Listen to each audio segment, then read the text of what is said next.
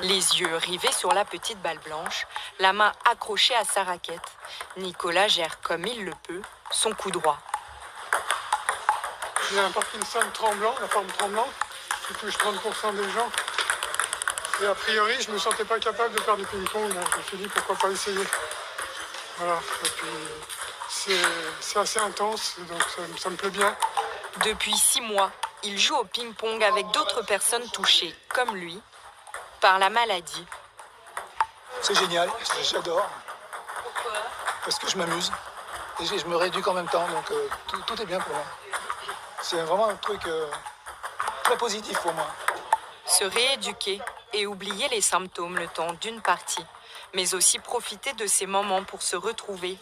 Philippe, diagnostiqué en 2010, est à l'origine de ce projet mis en place dans ce club depuis 2 ans. Le Parkinson est une maladie qui isole. Ça, c'est une lutte contre l'isolement, c'est tout bête. On se connaît tous, on connaît les difficultés les uns les autres. Il y en a qui ont tendance à tomber, parce qu'ils n'ont pas tendance à tomber. Et on se tient comme une équipe, quoi. Et on est plus une équipe que des gens rivaux entre eux, honnêtement. On a beaucoup de plaisir à se retrouver chaque semaine.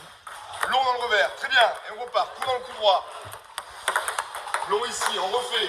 Ils peuvent faire en fait plein de choses.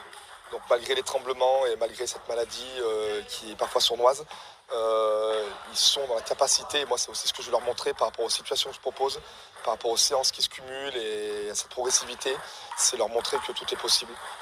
Pour certains, cette pratique va bien au-delà du loisir. Olivier en fait en compétition et s'entraîne 4 à 5 fois par semaine. Un moyen pour lui de s'imposer face à cette maladie. Ça fait 8 ans que j'ai été diagnostiqué de la maladie de Parkinson, donc j'avais 48 ans à l'époque. Et pendant quelques années, c'est compliqué.